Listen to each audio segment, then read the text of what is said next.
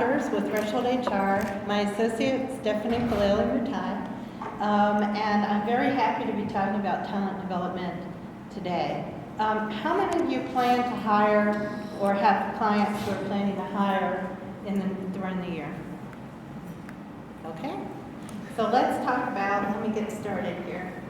So it all starts with a plan. Most of the people I talk to, they want to jump in, oh, I need another person in here. And you ask them, well, what is that person going to do? And oftentimes they can't really tell me. So what do you think the odds are of finding a good match? Pretty low, right? And when you start with a plan, I suggest not starting with a job plan, but a business plan. So where is the business now? Where does the business want to be? And then what is it going to take from a people perspective to get there from here? And this is sort of the high level talk. We're going to get more specific. And if you have questions or comments as we go, please feel free to jump in. So first thing to look at is organization. Oftentimes as organizations are growing, well, let me back up and say no company puts in infrastructure before they have the business to support it, right?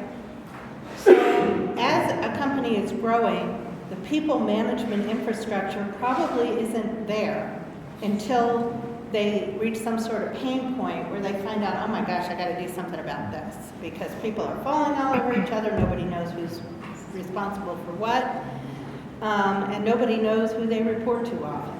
The business owner may be a very flat organization with the business owner and everybody else, but guess what? The business owner's off opening a new store or doing something else, so who do all these people go to when they have questions or concerns? So that's one question to ask. The other is, what positions do you really need? Okay, you might say, well, I want another one of him. I hear that a lot. I want another one of him. Well, why? Is it really what that person is doing, or do you want to take that job and split it, have lower level tasks go to somebody else, and let your expert continue on with the higher level tasks? Questions about what will the jobs look like? And then that feeds into the jobs is skills. What are the skills that are necessary for you to have to move forward? Questions about this? Everybody has a written business plan, right? So, from an HR perspective, how do you do all that? Well, the first thing you want to do is look at the organization that you have. And if you draw, I always tell people, even if it's a two-person operation, draw a work chart and list out the key driving responsibilities of each function on the org chart.